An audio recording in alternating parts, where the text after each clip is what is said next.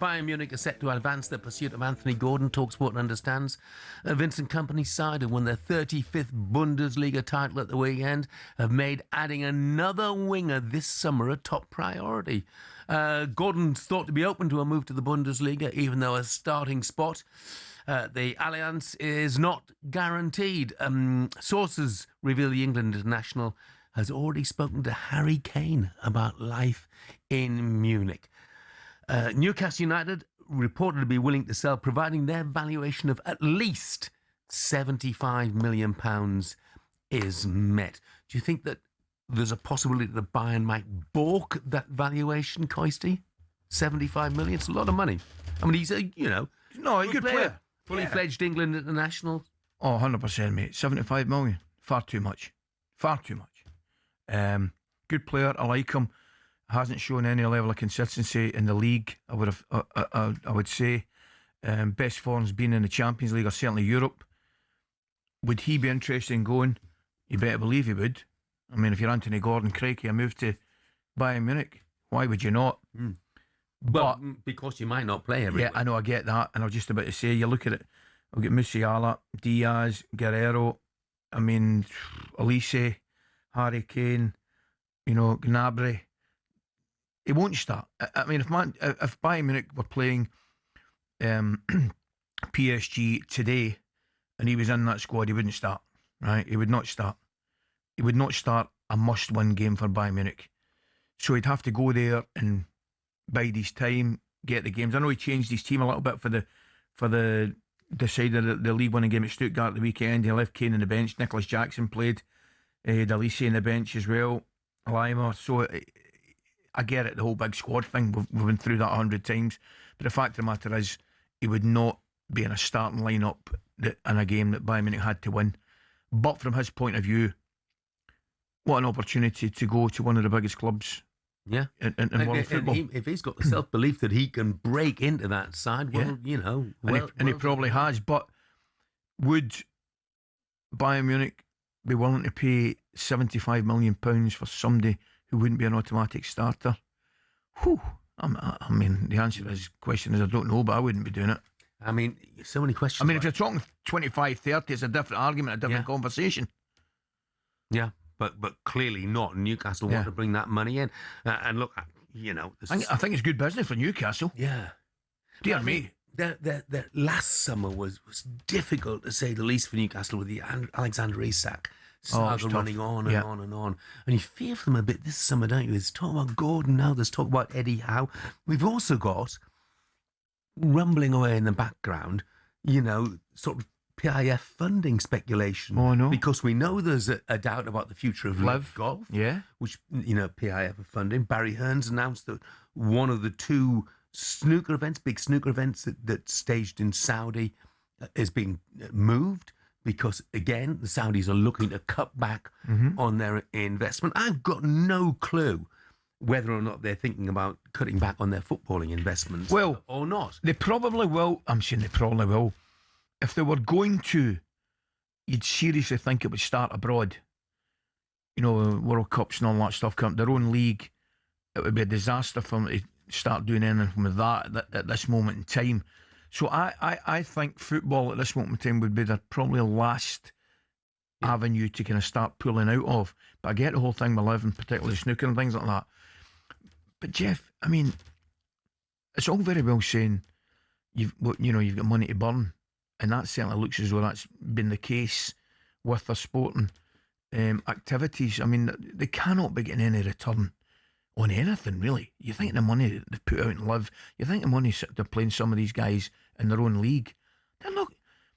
Are they getting value for money for that?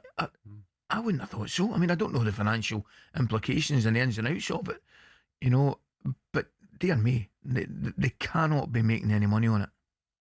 I'm just talking to the Newcastle situation. Adam says, after last summer, any player who doesn't want to be here needs to go. Correct. Most Newcastle fans wouldn't mind anyone going, bar Bruno, Hall and Miley. Let's get some views from a couple of Newcastle fans. I think Steve is a Newcastle fan. Morning, Steve. Morning, Steve.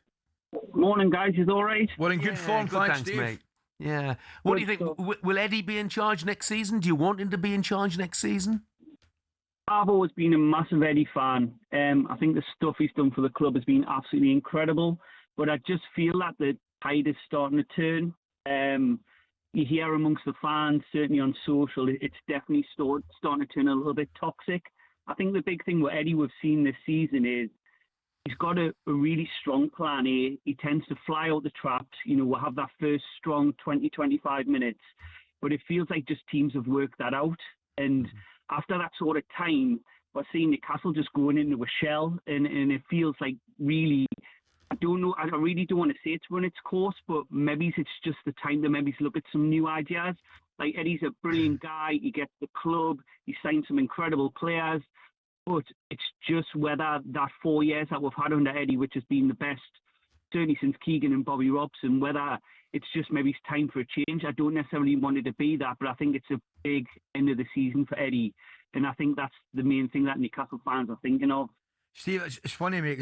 I think you're absolutely right and just about everything you say. And sometimes, you know what it's like, mate, sometimes in any kind of relationship, sometimes it does come to a natural end and a natural course where it does suit both parties to say thanks very much, we've had a wonderful time together, but we need to go our separate ways now.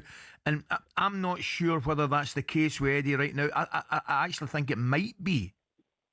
Yeah, I think so. Like I say, speaking a little bit about Thomas Frank, Eddie would always be welcome back with open arms. He's an absolute legend, but I just feel that with not so much that he spent a lot of money, but not in relation to some of the very, very biggest teams. But, I just don't know how much further he can take this team. It just feels like he is a great coach and he's a brilliant manager. He takes the players to the next level. But it's just whether the Premier League's evolved a little bit. But, yeah, it just feels like it's stagnating a little bit because Newcastle, deserve, I would say, to be in that top 8, and it looks like we're probably going to finish around 14th or 15th. And I don't think there's any other teams that probably are in that sort of challenging for Champions League in Europe who would stand for that. Chelsea dropped that managers at the drop of a hat, and I would hope Newcastle would be a lot more loyal. But I think that probably is that natural evolution where maybe it may be just the time now to maybe look at alternatives. Steve, thank you so much for the call, call. Steve, thanks. We're going to squeeze one more in. Taylor's a Newcastle fan. Morning, Taylor. Morning, Taylor. Morning, boys. How's it going? Great show as usual. Yeah, thanks, pal. We're in good mate. form. How about you? Yeah, I'm all good. I'm in even better forms hearing that we might get 75 million for Anthony Gordon. Yeah. Wow. You'd take it, would you? Yeah, I'd take that all day. Of course you would. At the end of the day, he's been good for us. He's a brilliant runner, but it's his final product. He's not doing enough in front of goal. I think, honest to God, Taylor, I think generally that would be the opinion of the vast majority of Newcastle fans. Yeah, look, lads, I think Barnes is better. And that's gonna raise some feathers. He offers more going forwards. At the end of the day, Anthony Gordon's a brilliant runner, and he gets back, but I just don't think he's cut out for the level of what we need, and I don't think he'll do very well at Bayern either. Yeah. I mean, there's got to come a point, though, hasn't there, where you've got to stop selling your big money players. Obviously, Alexander Isak is the obvious example. I know that Elliot Anderson didn't go for big money, but he's turned out to be an absolutely phenomenal player. At some stage, you've got to start to hold on to your better players. I think that's unfortunately, boys, just the stage we're at currently with this kind of like, as Ali would say, the project almost phase of it, that if players aren't winning now and they're brilliant, like Isak, they're not going to stay, unfortunately. Elliot was a bit different because it was obviously PSR rules, and it was a real bummer to see him go. But I still think as long as we keep, as we say, the Miley and Bruno, I still think that we'll be able to carry on, yeah. Taylor, thank you very much indeed. Thanks, Taylor. All the best.